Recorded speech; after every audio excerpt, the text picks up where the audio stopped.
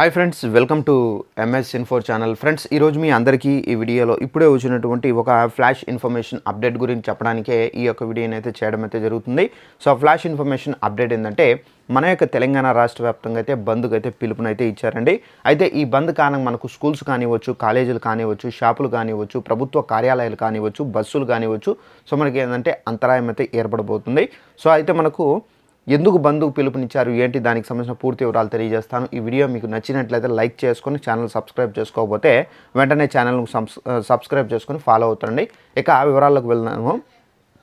మన యొక్క తెలంగాణ రాష్ట్ర వ్యాప్తంగా బంద్ అయితే చేయబోతున్నారండి. అయితే ఈ బంద్ ఏ కారణంగా నిర్వహించబోతున్నారు దీనికి సంబంధించిన నోటిఫికేషన్ అయితే వచ్చింది.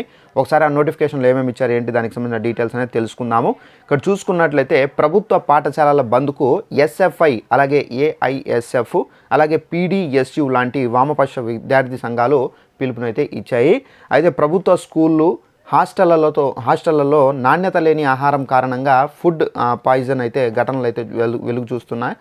దీని కారణంగా మనకు ప్రభుత్వం పట్టించుకోవడం లేదని చెప్పేసి ఆగ్రహం అయితే వ్యక్తం చేశాయి. ఈ క్లిష్టమైన సమస్యలను హైలైట్ చేయడమే ఈ బంద్ లక్ష్యం అని చెప్పేసి తెలిపాయి. వెంటనే విద్యాశాఖకు మంత్రిని కూడా నియమించాలని చెప్పేసి డిమాండ్ చేశాయి. సో ఫ్రెండ్స్, చూసారు కదా, మనకు తెలంగాణ రాష్ట్రంలో రీసెంట్గా మనకి ఏంటంటే హాస్టళ్లలో, ప్రభుత్వ స్కూళ్ళల్లో ఏంటంటే ఈ ఫుడ్ పాయిజన్ అయితే అవ్వడం అయితే జరిగింది. సో నాణ్యత లేని ఆహారం ఇవ్వడము, అలాగే పరిశుభ్రత లేకుండా ఉండడము, సో దీని కారణంగానే ఈ ఫుడ్ పాయిజన్ అయితే అవుతుందని చెప్పేసి కూడా అయితే తెలుపుతున్నారు.